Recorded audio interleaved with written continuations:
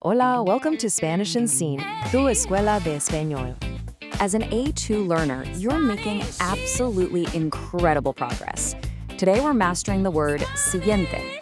We'll quickly cover the rule of sequence, using it with time concepts, applying it to people, and finally, the ultimate showdown, siguiente versus próximo.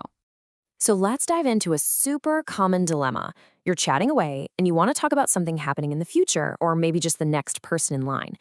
In English, we usually just slap the word next on almost everything, right? But when you try to translate that into Spanish, boom, you hit a wall. Is it siguiente? Is it próximo? Or does it actually mean following? If you've ever felt completely stuck choosing between these words mid-sentence, trust me, you are not alone. It's literally one of the most common hurdles for Spanish learners. But today, we're going to give you a framework that makes this choice incredibly simple. Section 1, the rule of sequence. Understanding the chain. Think about a physical chain for a second. Picture those interlocking links. That mental image is essentially everything you need to know about siguiente. A single link in a chain can't just exist floating in midair, right? It literally has to connect to a previous link. Well, siguiente works exactly the same way in Spanish grammar. It absolutely always refers to something or someone that comes immediately after another in a specific, already established order. You can't have a siguiente unless you've already mentioned what came right before it. It's the second link in the chain. Just to be crystal clear, a sequence is a continuous or connected series. When you use siguiente, you're basically signaling to the person you're talking to that you're operating inside of a series of events. You're telling them, hey, remember that thing we were just talking about? Well, here's the very next part of that specific story. Without that unbroken chain of events, siguiente just doesn't make sense. Section 2, siguiente, with time concepts. Time as an adjective.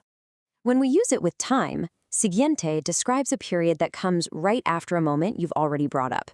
It really translates best to the following. Let's hear some examples. El día siguiente, the following day. El año siguiente, the following year. La mañana siguiente, the following morning. Notice how the adjective siguiente agrees with the noun it's modifying. Día and año are masculine, so we use el. Mañana is feminine, so it's la. But the core meaning never changes. We're always taking one step forward from a moment in the past.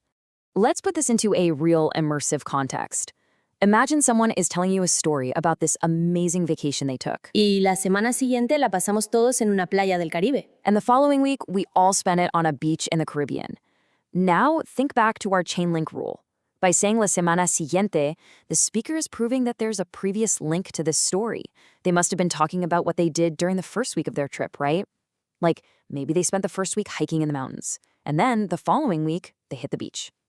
The word perfectly connects those two events into an unbroken sequence.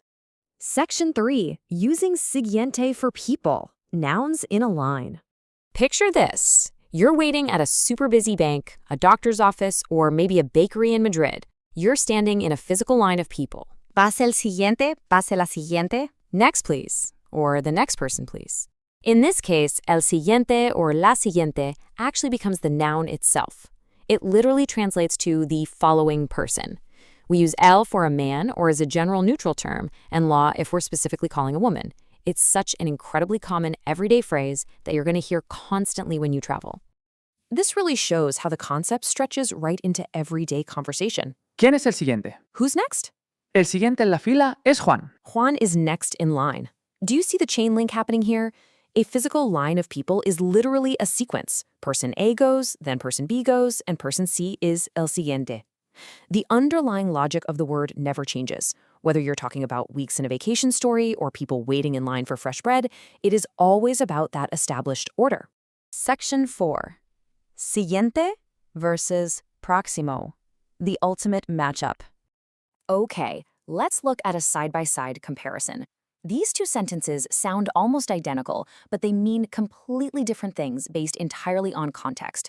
First, let's use our sequence word. La semana siguiente viajamos a España. The following week, we traveled to Spain. This happened in the past. We're talking about a sequence of events that already occurred. Now, let's use the word for the present moment. La próxima semana viajamos a España. Can you feel that difference? The first sentence is a memory. The second is a plan for the future. So here is the absolute most important takeaway from this entire explainer. Siguiente requires a reference point in the past. It means after the event we just mentioned. Próximo, on the other hand, jumps off from right now. It means from the present moment. When you're standing in today and looking forward to tomorrow or next week, you use próximo. But when you're telling a story about yesterday and what happened the day after that, you use siguiente. Once you visualize that difference, the story versus the present moment, you'll honestly never confuse these two words again. You have done such a wonderful job following along today. Learning a language is a journey, and you are taking all the right steps. I really want you to remember our motto here. El secreto es la constancia. Consistency is key. You don't have to study for hours a day, just practice a little bit, every single day. That is the true secret to speaking better and feeling so much more confident. Make sure to follow the Spanish Unseen channel for weekly explainers just like this one. We absolutely love helping you grow your Spanish skills, one step at a time. So, ¿estás listo para usar siguiente hoy? Are you ready?